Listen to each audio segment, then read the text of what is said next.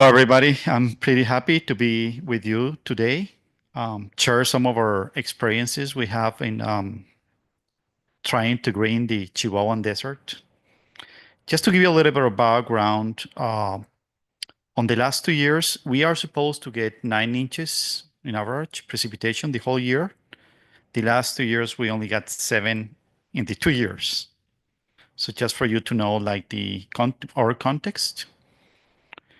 And I want to give you an example that we were called to help some agave. You know, everybody familiar with the agave plant? How about tequila, right?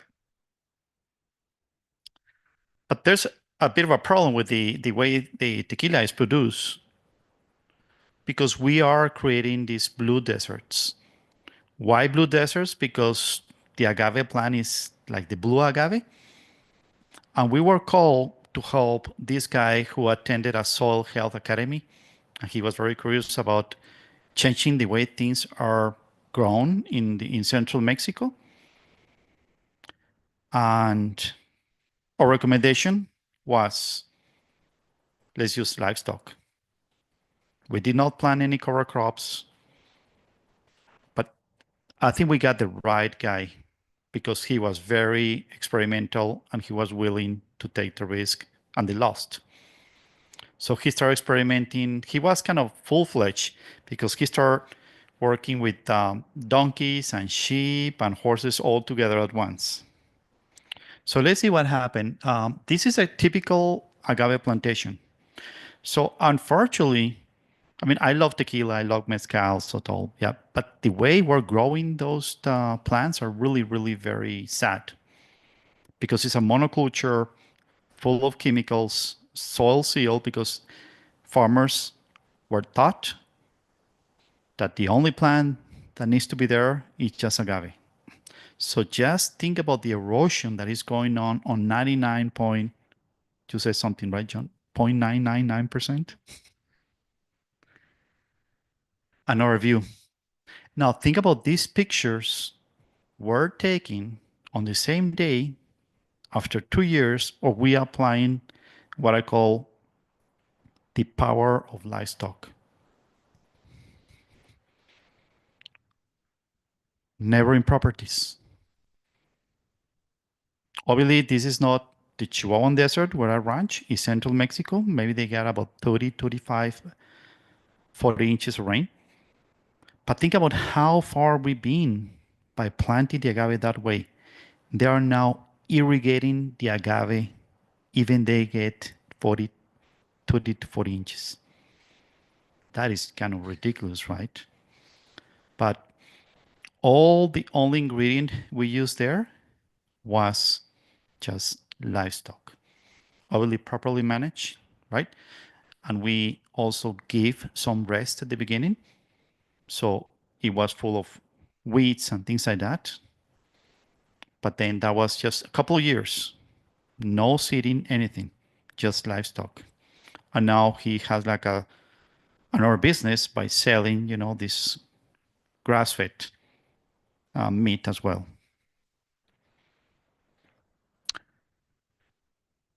Obviously, we saw a lot of insects, positive insects, just controlling all the pests. Because what he did is what I also encourage ranchers to do. Don't believe what I'm saying. Don't even believe what John is saying. Do your experimentation. Run your own like lab, because I think it's better for you to see your results in your own property than just going to like this, like a demo site or something like that. So that's what this guy did. He said, okay, I'm going to take these 3-4 rows and I'm going to experiment with nothing. I mean, let's get rid of, and we struggle with the technical people from school because they were taught exactly the opposite of what we were promoting. But now, thanks to his initiative and effort, they are bringing the first regen tequila in the world. So that's pretty exciting, not only for their own, but for the community. It's a very exciting project. So you can see the diversity of livestock. working there.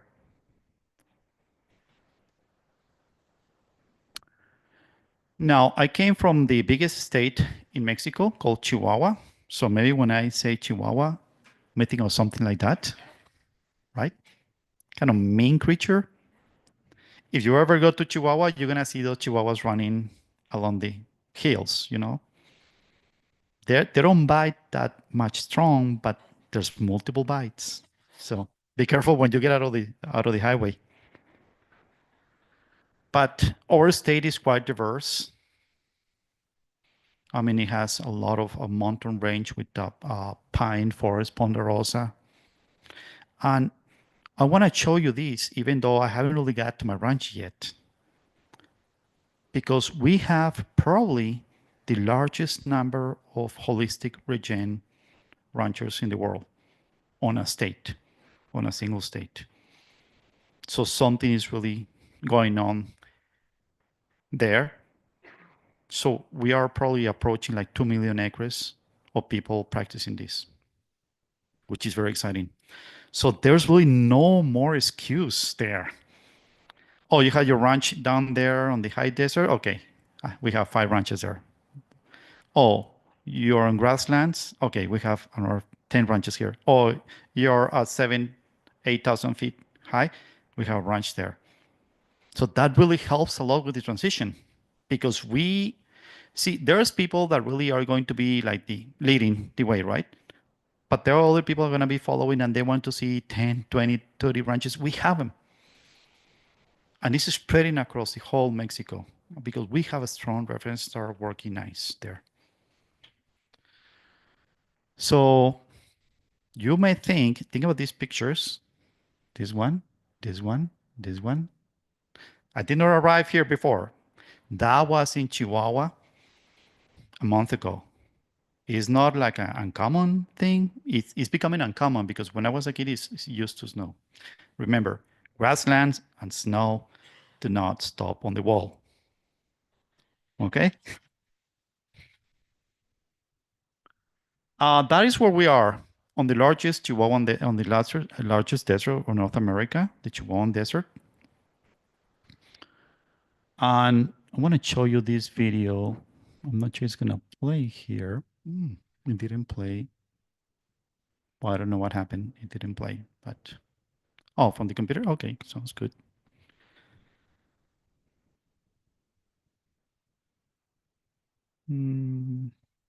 Oh yeah, I see. It's very small here.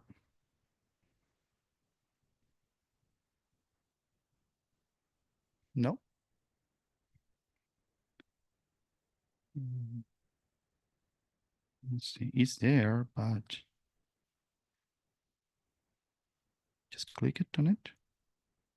Here. Nope. No playing.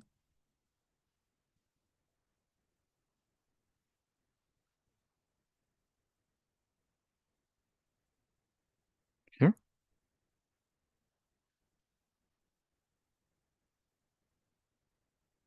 No, I don't know. Well, don't worry.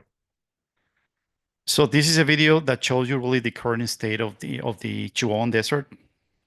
A lot of degradation, unproductive, lifeless land. Well, now it's fine. I cannot even click the next one. Let me see. Let's go. Okay, good. I think what we need to keep in mind, folks, is what happened before. Because we find some people that they are trying to protect in the Western US or Southwest, the biocrust. I think we shouldn't be protecting the biocrust because I think what we're missing there is we're missing the historical ecological perspective. What happened when the Spaniards came? What happened when 100 years ago or 50 years ago? So on the video, we see this big gully going to my ranch. That gully was created just with 9 inches of rain per year. But there's something quite interesting on that gully, on this section of carbon. What created that carbon there? tall grasslands. Still there after, I mean, that gully was created only in the last 50 years. You can see the fence here, still hanging in. So that really gives us a clue of how the place used to look like. But also there's written evidence on some Spanish priests that were trying to find a way from Santa Fe to Monterey, California in 1776.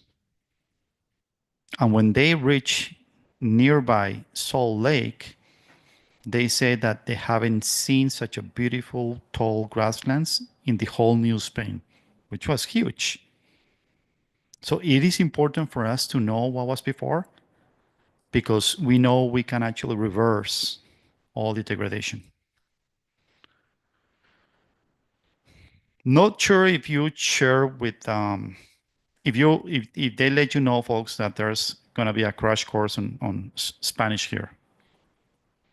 So coming back more recently, this is about 120 years ago. That document says that in our state, there used to be a very nice weather, very nice climate. But more important than that is the kind of wildlife that we used to have. We actually have grizzly bears until the 70s. The last Mexican wolf were captured in our state, and so on. But there's a couple animals that are very relevant there, beavers and otters. And it says that they were all across the state. If you follow all roads, there gotta be water, right? Because of the animals. So there was a road nearby my ranch that I wondering where was the water. So that's one of the first things that just go away when we're desertifying. I mean, we break the water cycle. And getting to my ranch now, this is a view of my ranch. We have bottoms or flatlands, we have hills, we have a mountain range. And we sometimes get snow as well.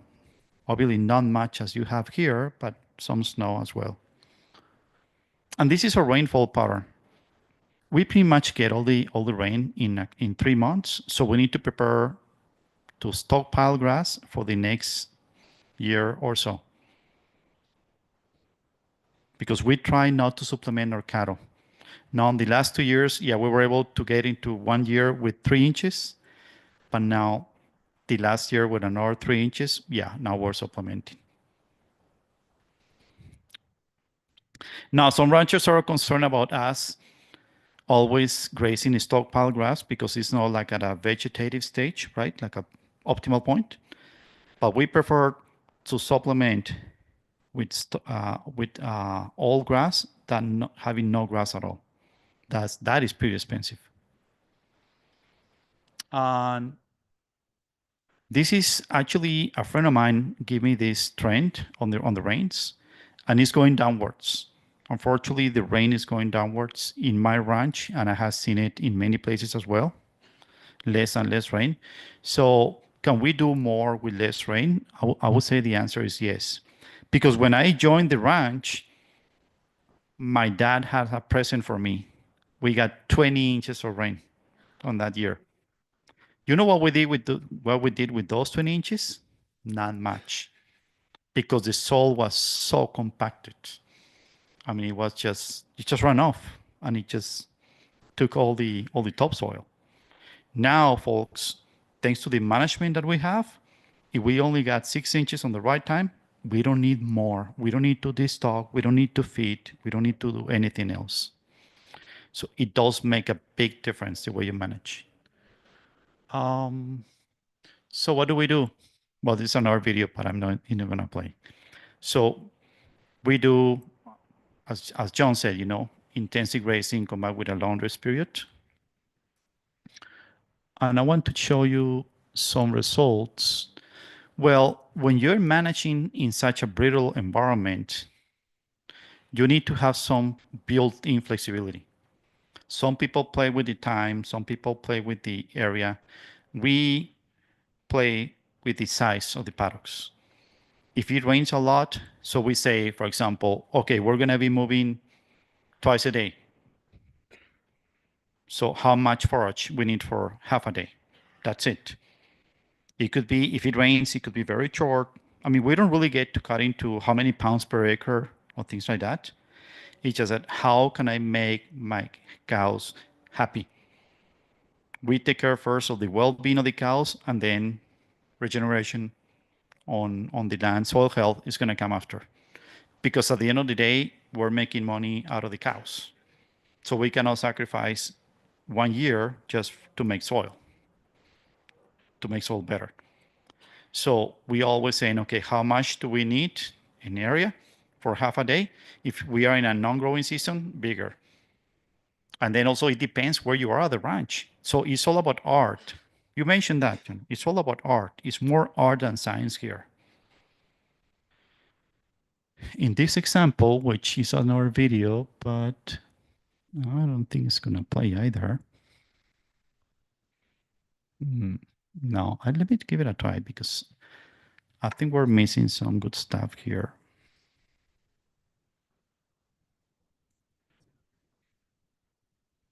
Say that again? Oh, okay. Well, yeah, I hit play, but it doesn't do anything. Yep. Oh, yeah, could be. Yep.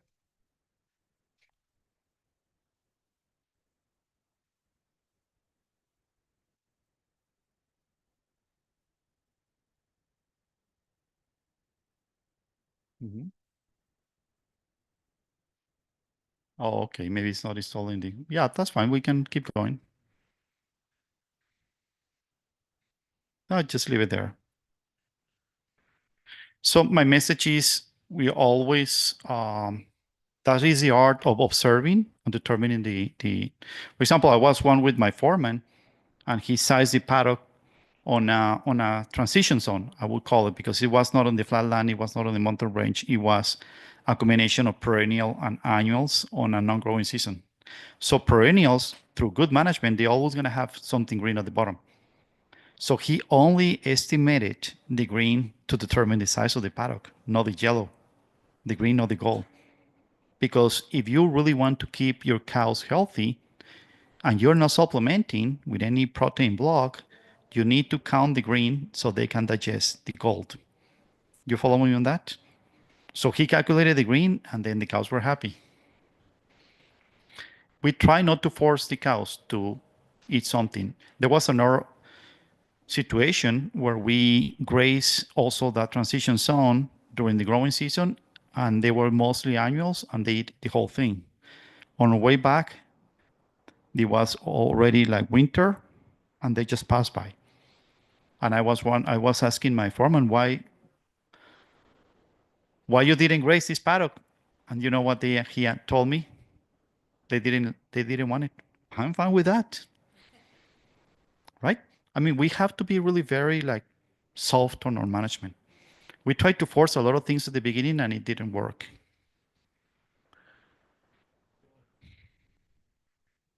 Yeah, sure. Mm-hmm. I give you the microphone.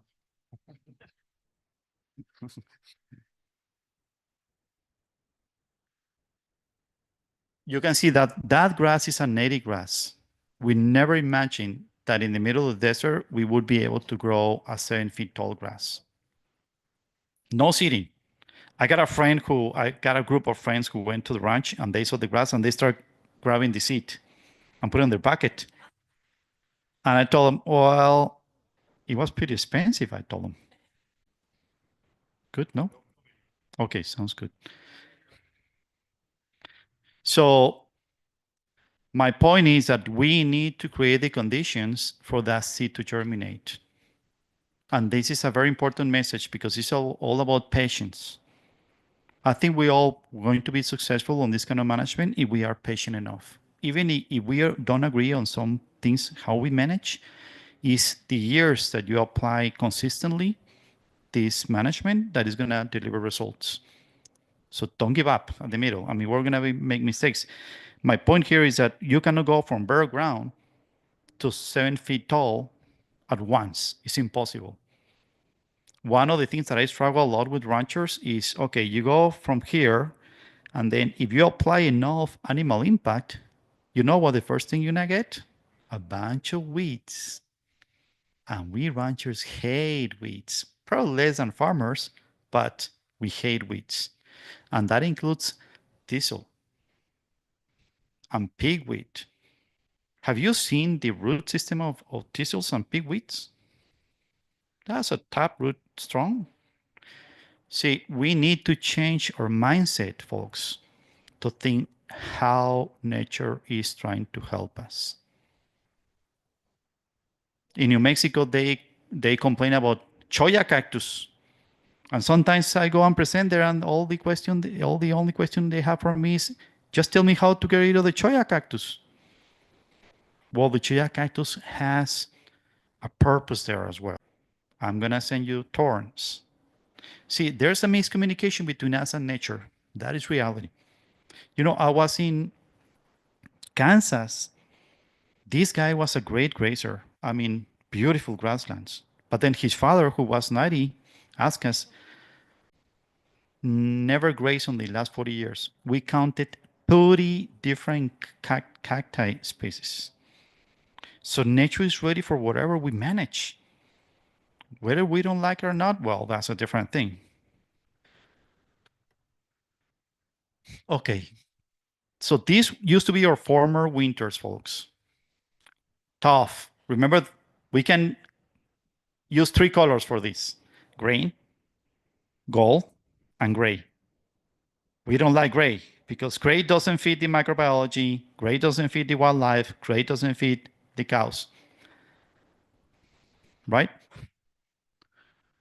These are now our winters. Completely different stories with the same precipitation. I'm not sure if any of you have seen this plant, creosote. It's very common in the southwest, northern Mexico. Imagine that is your sage, pretty much. So we got creosote when we actually overgraze or overrested. And the problem is that we're spending so much money spraying the invasive woody plants, when in reality, again, nature is trying to help us with some kind of woody plants that is going to keep doing photosynthesis. It's going to keep capturing, even though it may be useless for our business, but I prefer to have that one. I've been working with a lot of conservationists for many years. And I remember the first one that came to my ranch, they told me, we have a nice product for you to get rid of the creosote. Well, I said, if you're going to come with a product, that product needs to promote life, not kill life. I'm glad we didn't do it because probably I wouldn't be able to grow anything like that. So the message here is focus on what you want. Forget about the whole thing. Forget about the mesquite and the juniper and the shoya. Just work for growing more perennial, diverse grasses. So look what happened here. That broke that paradigm. The best thing is that that grass never read the books.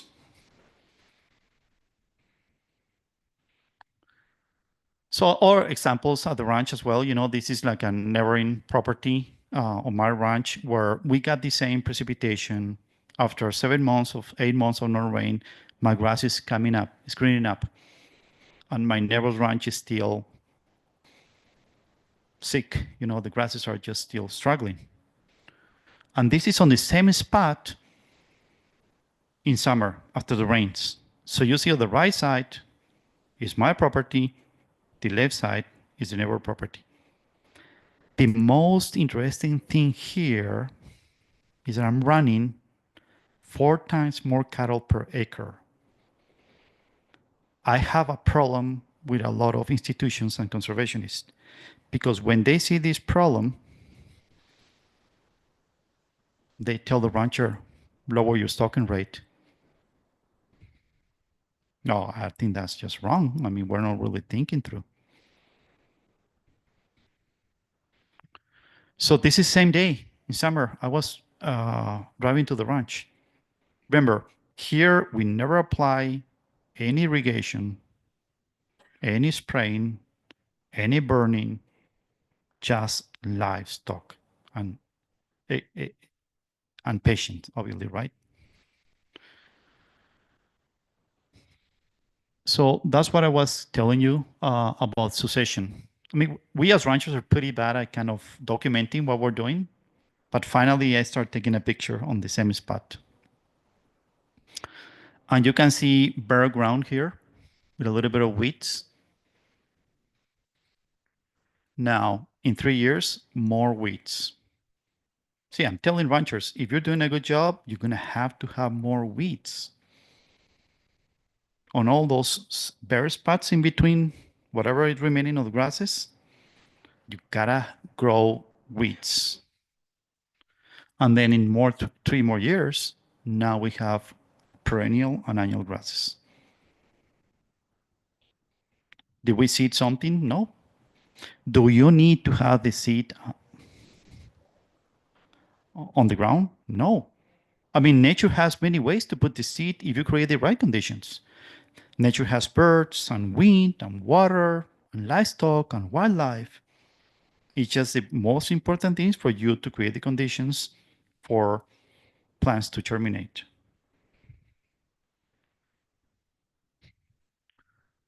And well, this is a study that a friend of mine from France did. Say, hey, I want to do a study like the succession. I mean, what I can tell you here is that when your land is degraded, you're going to the left side. When you're regenerating, you're going to the right side.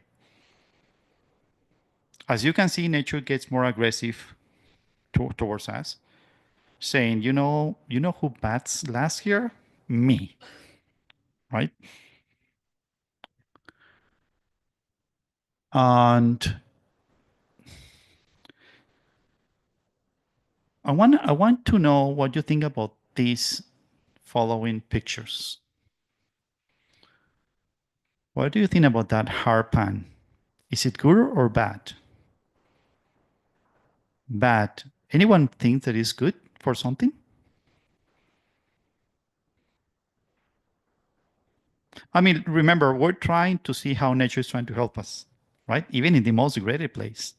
For me, having that hard pan is good. Obviously, I'm going to be working on, right, to start growing plants because he's keeping the seeds in a vault. What happens if it rains there? It's protecting from winds and rain, the seed bank.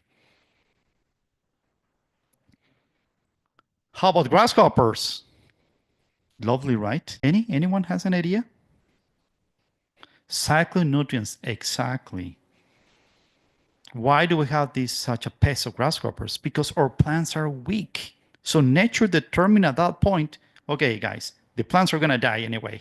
So why don't we cycle the nutrients for you, trying to help you? How about thistle? Good or bad? Obviously, it's useless for our business, but it is there for a reason. We know thistle doesn't grow on soils that are kind of healthy. It grows on compacted soils.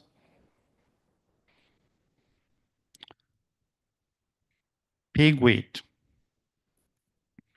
I remember when we started grazing more intensively at the ranch, more a herd effect, we have like a valley at the ranch where we, at that year, with good rains, let's say 10 inches, we got pigweed that I was riding my horse and it was like this for miles. Already mature because it takes us at least a year to go back. So I couldn't really see anything. And I was concerned. I said, wow, what's going to happen with the cows got here and all the seed bank? We had never seen again a pigweed anymore because we have established the grasslands there. So it was a succession that nature sends, saying, we're going to send you this because these are going to be your cover crops or service crops to help you jump into the next step. So I see a lot of ranchers and farmers saying, oh, but if I let it seed, it's going to invade my land. No, it's not. I mean, the soil is full of seeds. It just, what are you doing that is going to come up?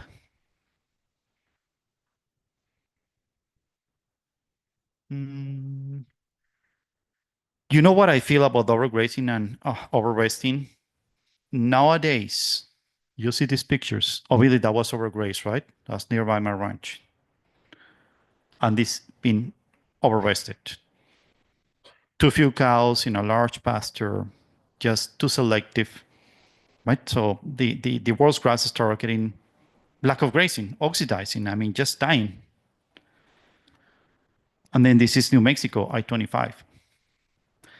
What I see in the Southwest mostly, but also in many other passes, a bit, like obsolete. And now the problem is the lack of animals. As well, in my place, in the desert, if everybody were doing, we are running about, let's say, in a specific area, 1,500 cows. If we were managing correctly, we could be running 10,000 cows in the desert. So I think we're short on that number. I mean, and then that thing that tell us that, yeah, there used to be 90 million bison. That's what they say, right? I think that's a big lie. I don't believe that stuff because once you start seeing how you can regenerate and the amount of quality and biomass is just pretty impressive. This how much they can sustain.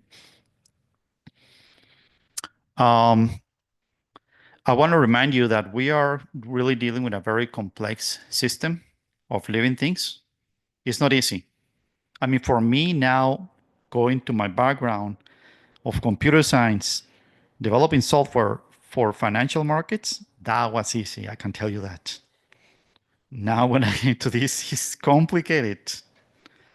So I tell ranchers, I mean, whoever of you guys tell me that you're about the same as 10 years ago, I'm sorry, but I think you're lying to me because you're going forward or backwards. You cannot stand still. There's so many variables in nature that are in constant movement. The other thing that I see in the ranching community is that we're very happy to have 20 different grasses, 10 different forbs, and we stop. Have you seen the books that talk about your native grasses in your area? We're talking about hundreds of grasses and hundreds of forbs. If you listen to Christine Jones and lately also to John Kemp, we did not have grasslands in North America. We have forb lands. Why we don't have more forbs? I have seen in my own experience is because forbs really need a better water cycle. And also we are sometimes doing what I call rotational overgrazing. Yeah, you can do a pretty good job or, intensifying the grazing, but you're going too soon again to the same spot. And that took me to that verse, the promised land of milk and honey.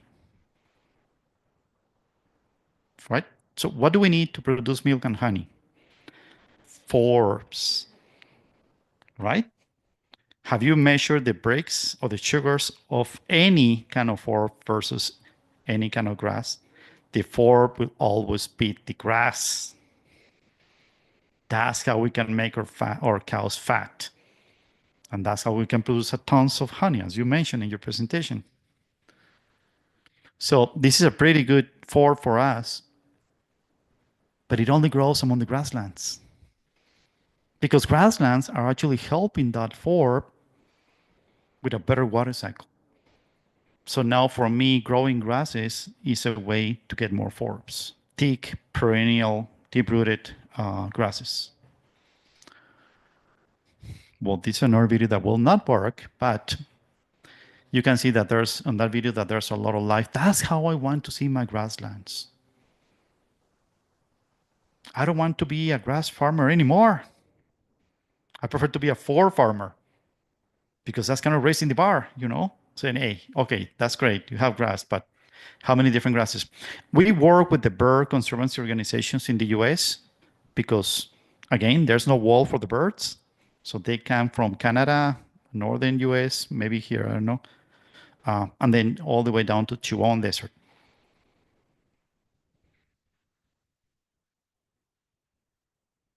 Well, now it worked. Don't touch it. Okay, sounds good. Can I do it again? And also, you mentioned, John, about the diversity of animals. If we're truly mimicking nature, why are we trying to do everything with cows? And for me, the best animal that I could have was a donkey because I didn't have to change anything. I didn't have to protect the donkey and so on. So I'm about targeting about 10% donkeys. I believe the first question that people ask is, can you sell a donkey in Mexico? Yeah. Do you eat donkey in Mexico? Yes. I mean, we don't know, but yes. Yeah, they are crazy. See the Ocotillo? They pretty much eat them all, the donkeys. And then because I have mountain range, it is important for me because cows have a limit. It's a very like slippery, rocky mountain. And then donkeys are always higher than the cows. So I'm very keen into grazing the whole ranch. And the donkeys help me, and that will promote more wildlife. Um, why do we care about photosynthesis? Anyone wants to provide feedback? Why is so important the photosynthesis? Why is so important to extend the photosynthesis through the year? Because that's what's feeding the microbes, right? No photosynthesis.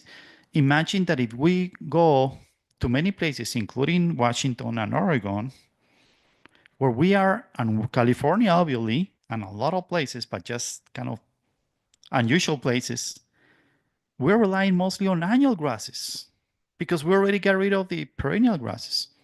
So we're shutting down the photosynthesis process. And we're only talking about grasses. We're shutting down the photosynthesis. So it's like see, one of the challenges we have as ranchers is how can we make things consistent? How can we make photosynthesis consistent? How can we keep the green year round so I don't need to supplement my cows? It's all about management, folks.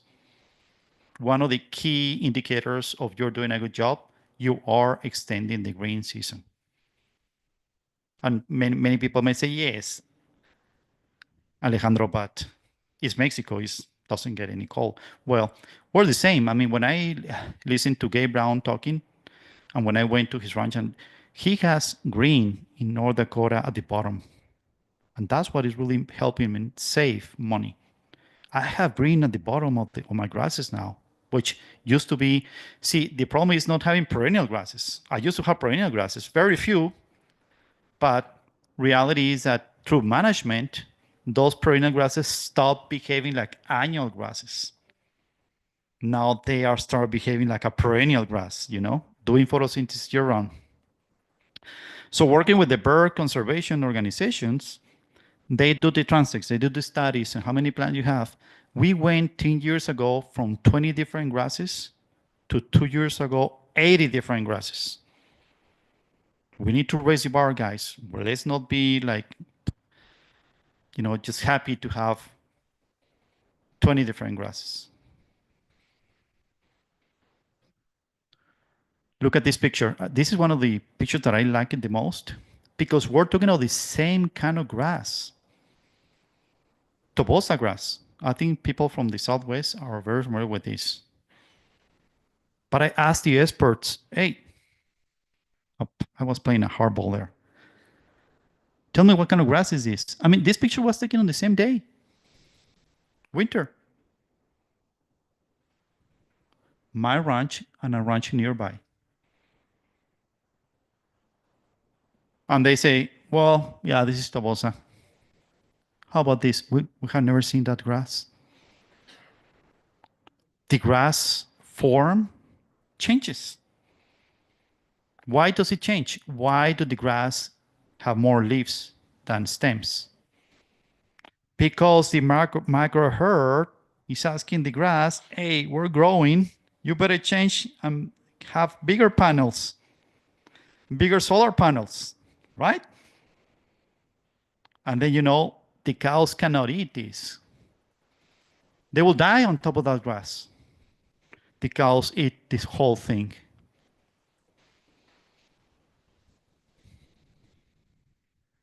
And then I pull the grass on the left, shallow root system. Remember I told you perennial grasses, when we don't manage well, behave like an annual grass. I pull it with the whole. I mean, they're struggling. They're sick. They're thirsty. As Ray Chuleta said, right? My grass, the same grass with different management. Not even my donkeys will be able to get him out. I have to cut it. So how about the woody encroachment? How are we doing with the time? 10 plus. Okay, sounds good. I like the plus. Again, folks, the recipe for dealing with wood encroachment is work for what you want. And what you want is a more perennial forest, grasslands. See, we're killing the creosote. Hard to kill creosote. We're killing the mesquite. Many people will say, oh, yeah, okay, hold on, Alejandro, but mesquite is great for shade and the beans and pots. And well, I'm just doing what nature is telling me to do. Why? Obviously, yes, when there's bare ground and there's no shade, is hell, right? The temperatures are just terrible. But when you have good ground cover, good grass established, then the temperature may be only 75 instead of 160. And then the other thing you need to keep in mind, folks, is that the succession of the original woody trees will take probably 2 or 3 generations. Grasses are easy to actually reestablish them. Even we're killing large mesquites. Let's talk briefly about fire, because it all relates to the water cycle. So there was a study, I don't know if you have seen this study from NASA, studying the incidence of fire in California. And there's a direct correlation between the number of fires and the dryness of the soil. So the idea is, this is the idea, folks. Well, see, no livestock. You tell me which one is actually had a better water cycle. That idea of removing livestock is just a terrible idea. I mean, obviously, you have to manage the livestock in sync with nature. But then going back to Chihuahua, that's a ranch. That's a ranch of a friend of mine on a 8,000 feet elevation. Look how wonderful this is going on here. First, this is how our forest should look like. What happened with the forest when we don't have livestock properly managed? It encroached with a lot of small, sick pines, right? You cannot even walk through. And it's the perfect conditions for big destructive fire. While here, the grasses are actually fixing the water cycle, and they will repel that. And if there's a fire, it will be very different. But he's not only actually growing a lot of grasses among the forest, he's killing the junipers. You know how much money is spent in the US fighting the juniper? With the ranchers' money and the tax money? Look what he's doing here. It's pretty impressive. Junipers have no place on a healthy forest. Well, certain elevation. So it's killing the juniper. The same way I'm killing the mesquite, he's killing the juniper.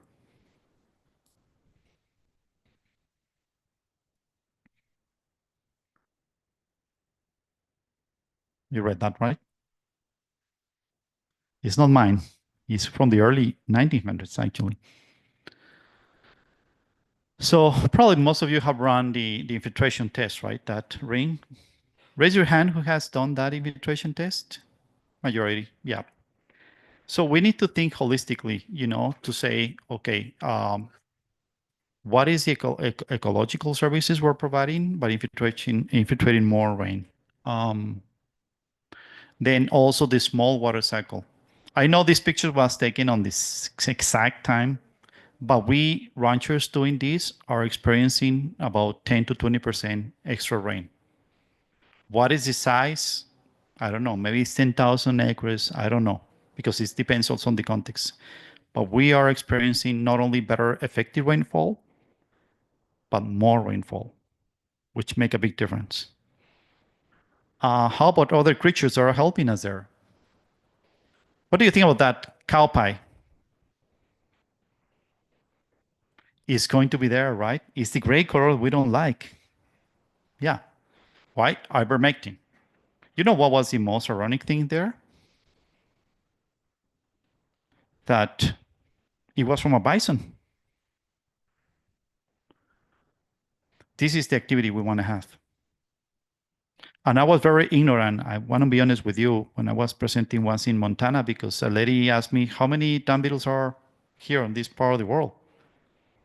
You know, there's more than 500 different dung beetles in the US. And you may say, yeah, but they don't grow here. Well, Paul K. Brown son, when he was still single, still have time, right? He counted more than 30 dung beetles in North Dakota. This is the side view of the work that they do. It's pretty impressive. Also reducing the fly population up to 90%. That's a nice cow pie. And in our context, termites also do a lot of great job, because whatever is left from the dung beetles, they finish the work. See, like this, nothing gets wasted when you work with nature.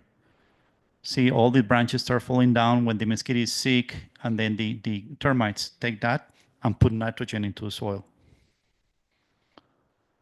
Even the oxidized grass is a work for termites. So I want to show you, well, there's been an explosion of wildlife on the ranch, thanks to this kind of management. And we have a tracking station that is tracking the migratory birds coming from the US and Canada to Mexico. So we been looking at the data on all the stations south of the border, and we are the ranch with the most endangered birds south of the border. So now we have a proof that what is good for the cows is good for the wildlife. That this is one bird that is kind of endangered that I tracked this year at the ranch. It came to the ranch. And there's another one. Maybe this is for bird guys, but so guys, most problem we have as ranchers fall into two categories: nutrition and genetics. We need to spend more time. I mean, we'll be talking about nutrition, right? Better grasses, more diversity, but we need to talk about genetics as well. So what we do at the ranch, well, do you think this is good? Loose manure? No. We get used to at the ranch, because on the springs, we didn't have stockpile, and the cows eat too much green and they start getting loose manure. Now with stockpile, you're allowing the cow to select gold and green. So remember consistency, right? A little bit of genetics. So we always call in cows like every month. Because think about for a moment, folks. What are the animals, livestock, that are making the final decision on what to do with your herd? Is it the best animals? Is it average, or the poor animals? Is it poor animals? They have parasites. Treat them all. They have poor body condition. Feed them all. So they will influence your decisions. So if you keep getting rid of that bottom, you will make better decisions and better grazing management. So when we go and open the gate, we wear two hats. One is the shepherd or herder, and the other is actually the predator. So what we do with those animals, we just sort them out, get into a large non-selective pasture and sell them. Poor body condition, any kind of problem. Yeah, this is just comparing different genetics on the same conditions. Those are good genetics. That's a closed herd for 70 years. In Australia, they were very concerned about, oh, what? Closed herd? Oh, no, you must be kidding. And then I got tired of explaining them about a closed herd, which is the most advanced ranchers I know, they have closed their herd. But then I ended up saying, okay, guys, if you ever have a calf or an animal with two heads, in Mexico is great because we have more barbacoa. Yeah, these are really nice animals. And then, you'd have to develop adapted animals for your conditions. It hurts, right? But they learn to break it, scratch it in the soil, and eat it. And this is after dinner. And this is kind of a normal distribution, bell curve, where you're getting rid of these guys, and then eventually you will have more consistent genetics. Just to summarize what we've been talking here, comparing more conventional versus regen. I'll give you a little bit of time to just go over this. And it continues this. I think what I missed there is hang out with like-minded people, communities. We've been talking about that, right? We need the support. And this is my dad. Let me tell you something story. When I started doing this 15 years ago, 15 plus, I like the plus, years ago, my mentor, Jesus Almeida, told me, Alex, because I'm Alex in Mexico, Alejandro here. He told me, Alex, you're thinking about, having more livestock, more grass, more resilient, but you haven't thought about something. When you do this and your dad see it, you're going to give more years of life to your dad. He's 92 and he's still going. Well, yeah, that video didn't work. That's a beautiful video where we actually converted a lot of what used to be bare ground into huge tracts of grasslands. So it can be done. We need to be patient and we need to be consistent. Thank you very much.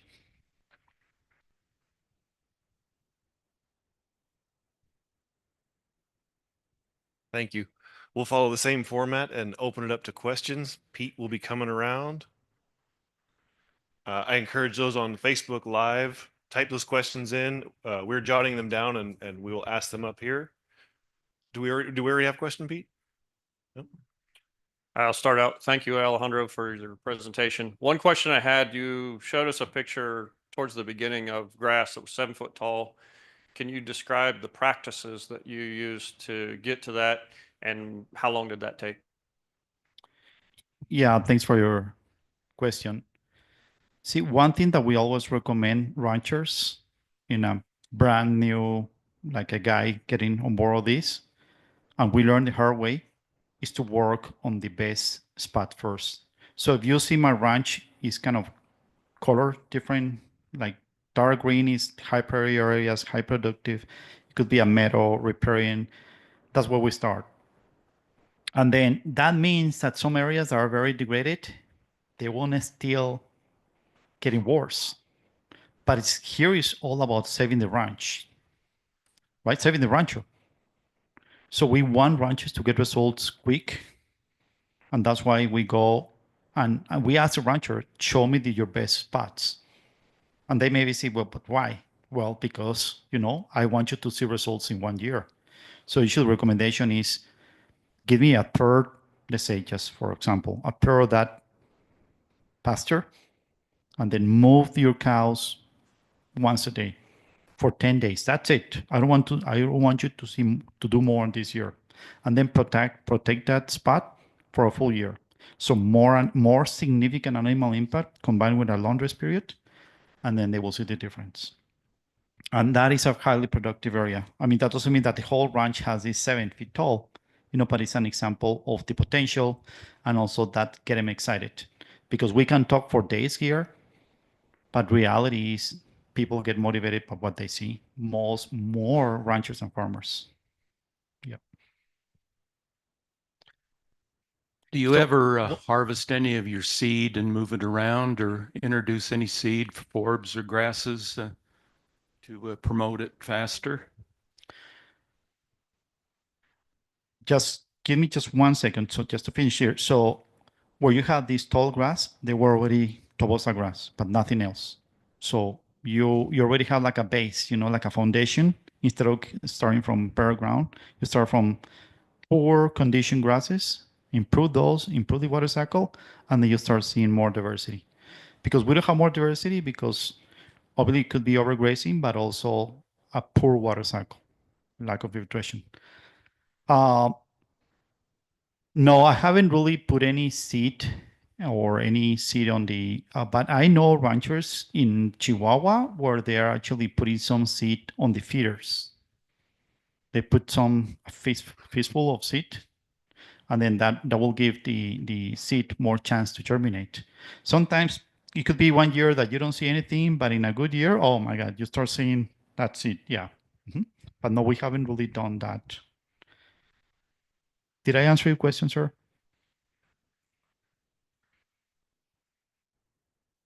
How do you move the seed around?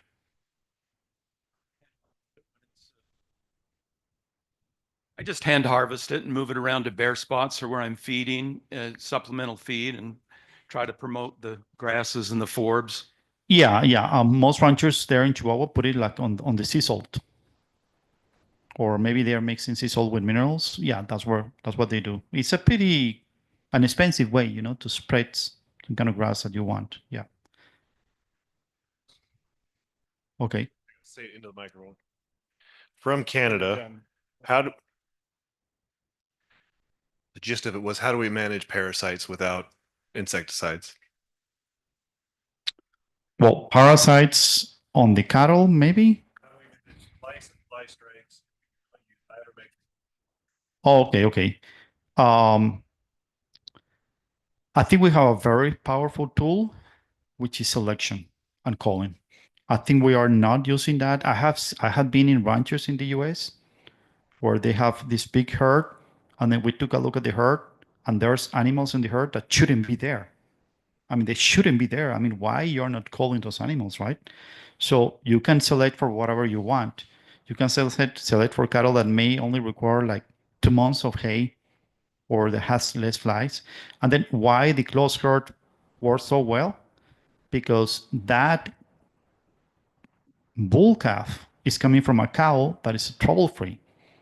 Why in the world do I want to manage my ranch with just 2 people, which that's what I have right now, 2 people, and moving from, let's say, 500 cows to 1,500 cows? Because I need to have a trouble-free livestock. And the only way for us to do it is through selection. I mean, to get rid of all those crutches that we have, I mean, obviously, you will not get rid of all the cows that have parasites right now.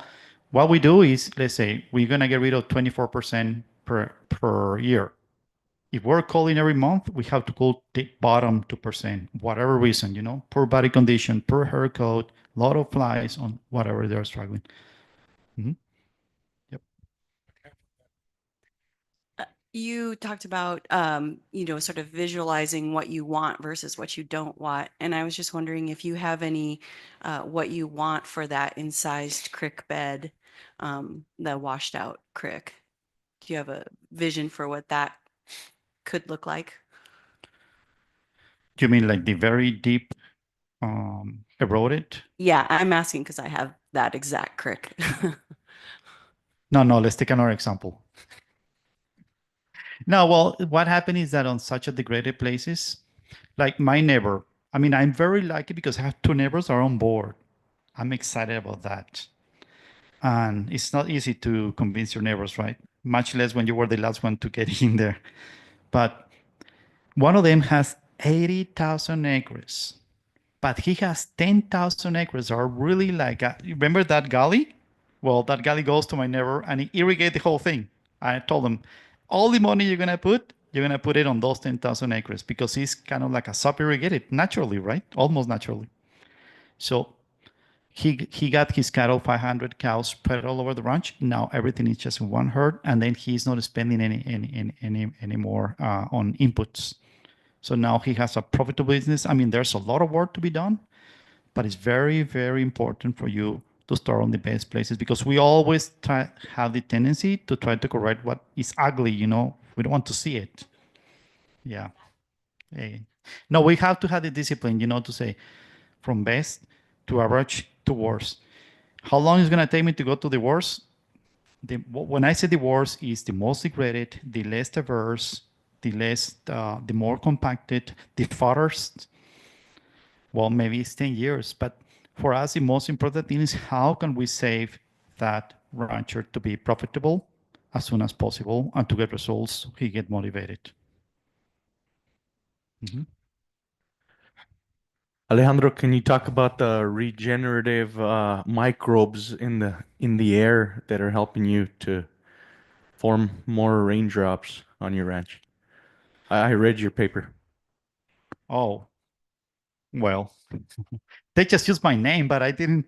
No, the point there is that what I understand from the small water cycle is that we need a green plant. So when it rains and when you can infiltrate the water, instead of you having just evaporation, you're going to have evapotranspiration.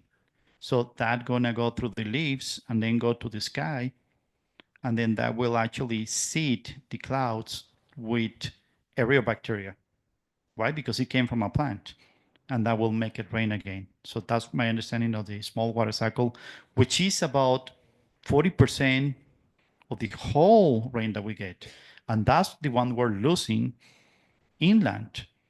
That's why we're getting less and less rain because you go and visit like the Western US, Southwest, Northern Mexico, and most Australia as well.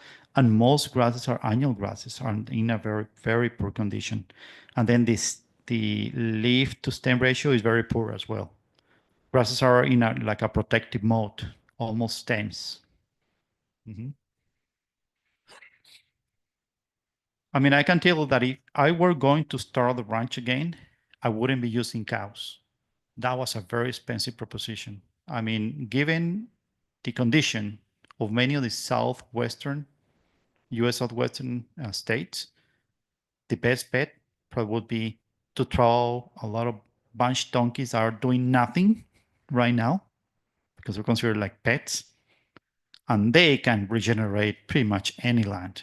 Cows are like a different spoiled creature. Tasty, but spoiled. Alejandro, Oh, hey, how are you doing, man? how are you, Alejandro? So, as a fellow Mexican, you've been an inspiration, for some time.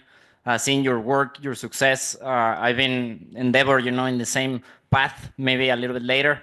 But that challenge, of agreeing with my partner, that is my dad, in order to take this very much needed change of thought, in order to how we're managing our lands.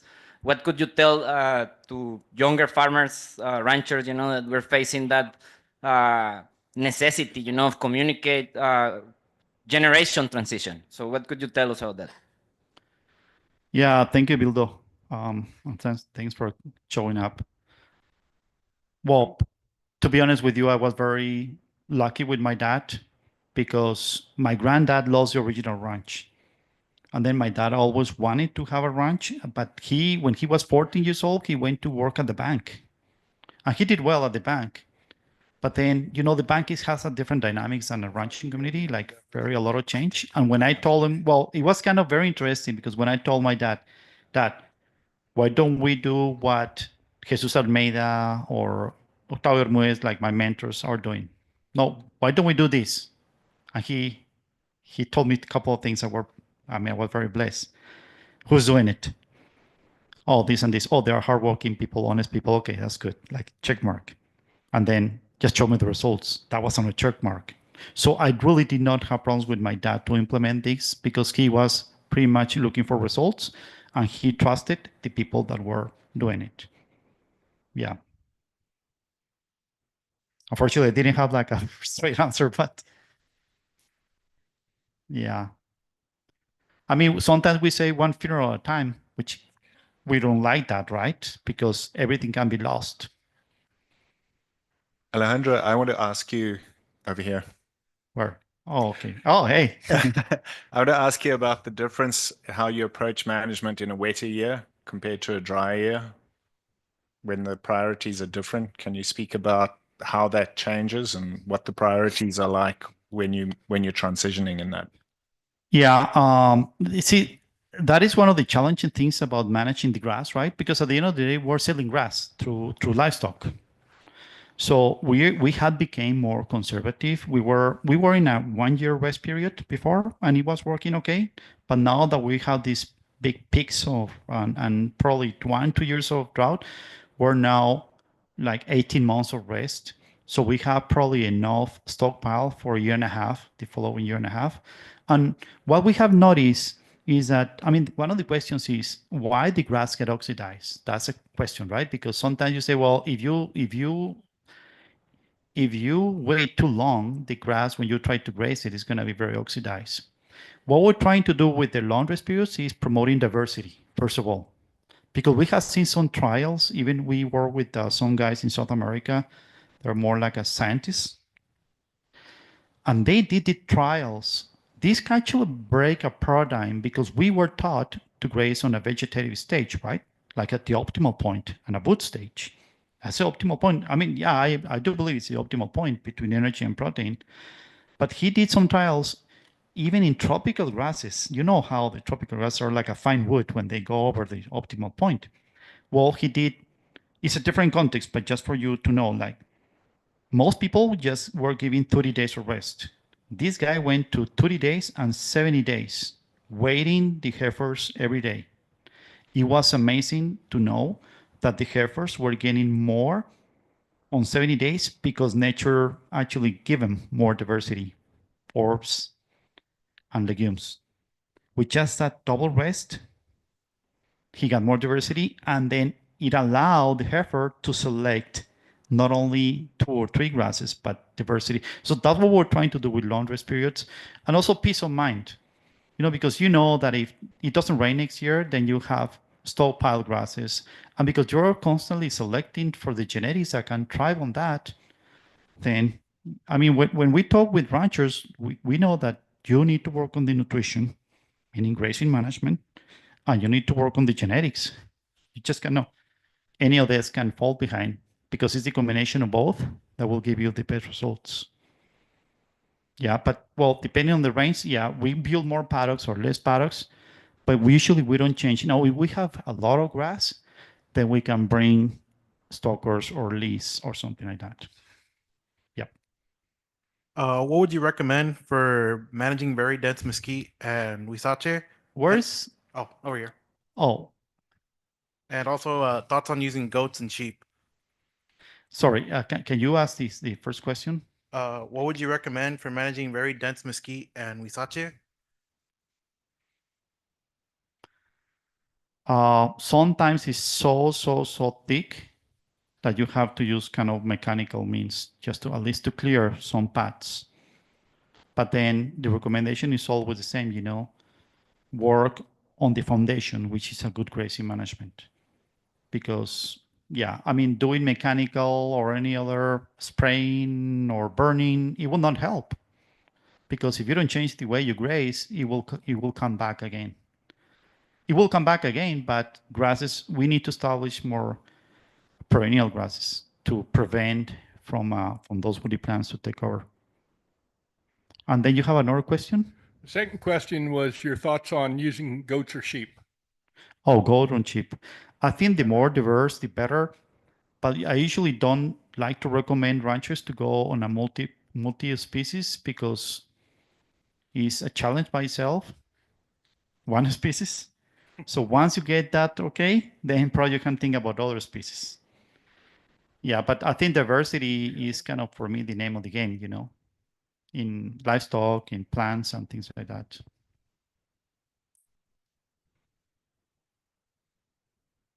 Alejandro, since you really talk about the importance of one herd, and so with your replacing your young cattle, your heifer replacements, can you just talk about how those young animals stay in that one herd and then become cows? And then second question, I'm kind of being a little greedy here.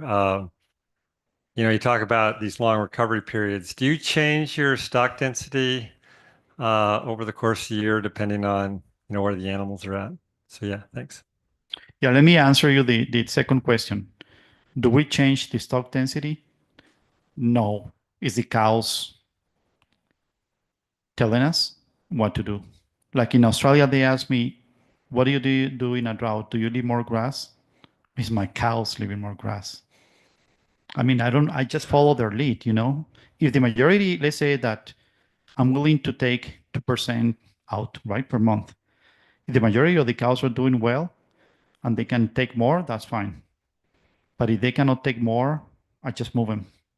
Am I going to leave more grass during a drought or non-growing season? Yeah, because for me, the most important thing is the well-being of the cows. So the cows are actually the ones making the decisions. As long as we can keep the cows well-being okay, sometimes there's paddocks that you don't see anything that was grazed. You just pass by. So yeah, we don't really get to cut into the pounds per acre, but more like what is the size of the paddock that will meet the nutritional needs of the herd for, let's say, half a day or 2 days, however often. Yeah, we just play with the size, depending on where we are at the ranch, how much rain we got, what is the season, and so on. Yeah, because it's kind of, that's why I say that it's an art more than a science, because we're always looking at the cows. The cows will give us feedback every morning and the afternoon, right? You know when they are get excited, and you know when they're hungry. And you don't want your cows. I mean, you can have all the grass in the world in your ranch, but if you're not moving them at the right time, you're gonna have a problem, obviously. I mean, we used to be aggressive. I mean, we pay the price. Now we let the cows decide what needs to be done. And what was the first question?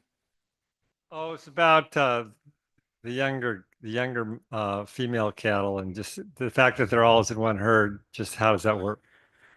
Yeah, usually we keep the heifers because remember, we don't supplement and then the growth is slow. So usually we expect the heifers to get pregnant at 2-year-old, not as yearlings. So it's very rare for they never get separated from the herd even during the breeding season. So they don't get pregnant because they're kind of slow. We're very like a low input operation. And the steers, yeah, it really depends on the year. If it is a very dry year, then we may win. If it is average year, then we don't win at all. But we sell the steers, obviously. It depends on how much crops we have and everything, yeah. Alejandro, for your what we would call a grazing plan, I'm assuming that your adaptive approach might not be really amenable to a plan, but what are any calculations or any parameters that you take into account? I understand you're really paying attention to animal cues, but are there any other more ecologically based, land-based cues that you take into account when you're coming up with a plan, although the plan will likely change constantly? Well, we have different plans for cows and sheep. The plan of the sheep is they go wherever they want. The cows, depending on what we see how we ended up with the year, let's say in the fall, because it's not gonna grow anything anymore, then we actually destock or we keep our yearlings longer. And I think that's one probably the most important decision we made, like at the end of the growing season. Whether we keep the same cows, whether we actually sell cows, whether we keep the stockers as a yearlings. And other than that, I can tell that there's no plan. Yeah. I mean, in a good rainy year, I mean, we have 350 permanent, our ranch is 30,000 acres, but probably grazable or like 25 or 22. So we have 350 permanent electric fence, one wire, high tensile fences, right? 50 each of those, no, sorry. We started with a 55 permanent, more conventional fence, non-electric, and then we move into, and then the troughs were at the center. So we really didn't struggle to put electric fence. We built alleys, and these are long paddles that you can strip graze. So depending on the year, we may only graze, in a very dry year, we may only graze just the 350. But for example, 2022, we got 9 inches in 10 days. That was crazy. That was rain came from the Gulf of Mexico. I struggle to say that, right? But and then we were the few ones that actually took advantage of that rain, because most ranchers just destroy a lot of stuff. And our grasses, I mean, it did not create any gullies at the ranch. Once you get over the fence, there were big gullies. See, the ranch was incommunicated for probably 3 weeks because it destroyed a lot of stuff, but not at the ranch. We built that year 1,000 paddocks, because you start experimenting when you got a lot of growth, and then okay, let's give it this area. Wow, there was too much grass. Then you kind of short the next time. So we ended up building almost 1,000 paddocks. So it really depends on what the cows are telling you, right? Are they full? Are they happy? And so on.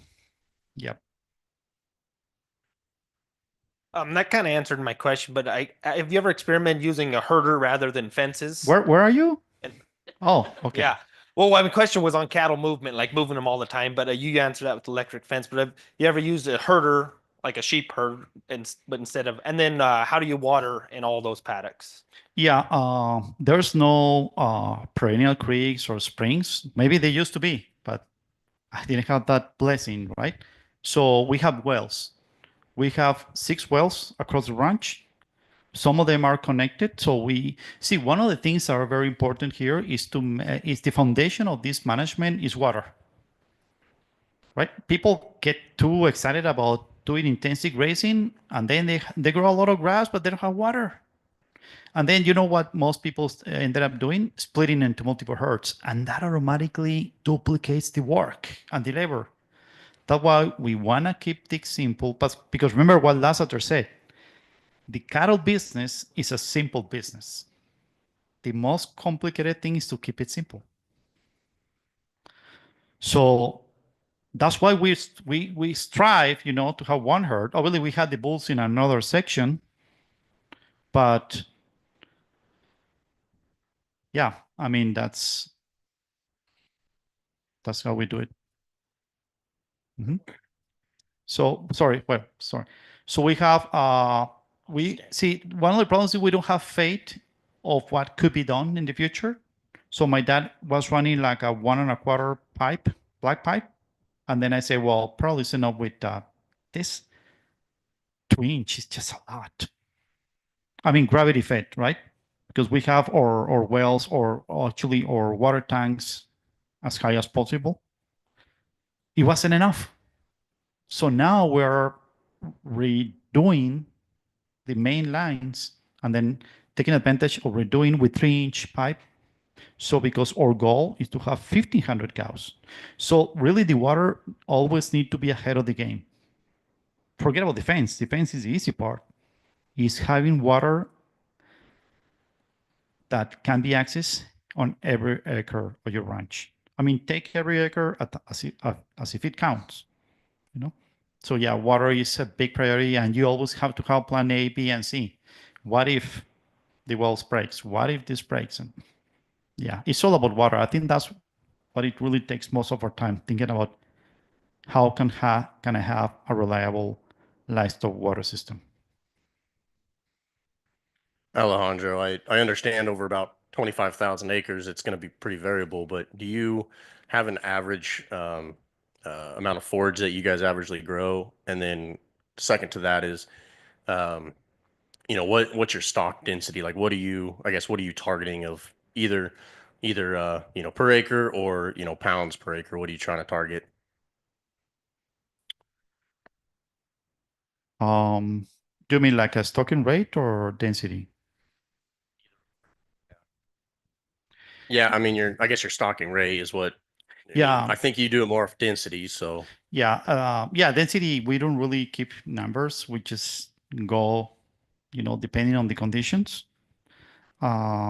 Because even if you crunch numbers, it's very difficult to do it mathematically on the Chihuahuan Desert, because you may have a patch of grass there and there and there. And then, yeah, you can measure and they give you certain pounds per acre. But reality is very different, because the cows will just concentrate on those patches of grasses. So we will not make the numbers right. Stocking rate, we're trying to always push the envelope. But if you want to push the envelope into how many, for example, remember that if you're doing this and your neighbors are not doing this, in my context, then you will create a big gap between you and your neighbors. You don't want that gap, but it's going to happen. Because remember, you're going forward, then going backwards. I mean, I remember when, with this couple of years, I remember my neighbors were running about 500 cows each. Now, some of them are running just 100 cows. It's been a terrible destocking on the whole state of 2 years of drought. So, yeah, I sometimes push the envelope to having more cows, but then you have to have the discipline to destock at the right time as well.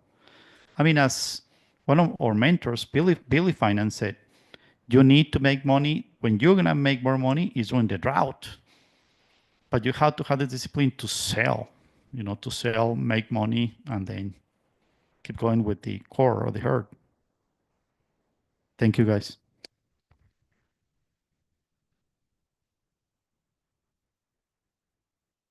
Thank you, Alejandro. That was fantastic. It is 2:50. We get somebody from CMB up here. And as you're on your way up, what do we decide on the next raffle?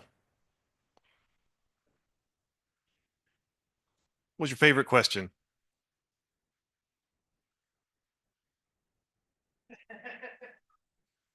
It's not $1 million. You can. Okay. Okay. While Alejandro's thinking about that, I want to thank one of our sponsors, Country Natural Beef. You want to give a few words about CMB? You bet. Thank you for having us here. My name's Arvid Carlson. I joined CMB in November. Country Natural Beef is a co-op of family ranchers. They retain ownership, GAP 4, source and age verified, and we just voted this year as members to introduce Grazewell as another attribute that you have to be in. It's everything that we're talking about here. We have several members that are members of SRM, and so if anybody has interest in Country Natural Beef or what we do and the price protection that we can offer, the retained ownership, we go to the stores that we sell to and talk to the members. We'd love to chat with you. We're going to be in the trade show or walking around. Alec is member directory, and I'm in charge of live cattle supply. So I'd love to talk with you and everything that we're doing. Thanks for having us and putting this on. Thank you. CMB was integral to making this happen. In fact, they came in at the last minute and really saved us and got us to the finish line. It is, we're edging up on 3 o'clock. Did we decide on a winner? Paris, pick a different winner, because that person's in Canada. Okay.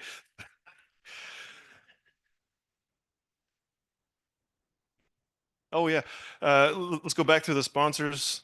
Nat GLC is one of our sponsors. We've got a booth up here. Thanks. Are you in the house? There she is back there. We got a break coming up. Get some cookies, get some coffee. Come talk about Nat GLC. A quick thank you once again to our sponsors before our lunch break. snack break is sponsored by the PNW section, and Lightning S, Integrated Grazing Management, Nevada Society for Range Management, Nevada, Northeastern Nevada Stewardship Group.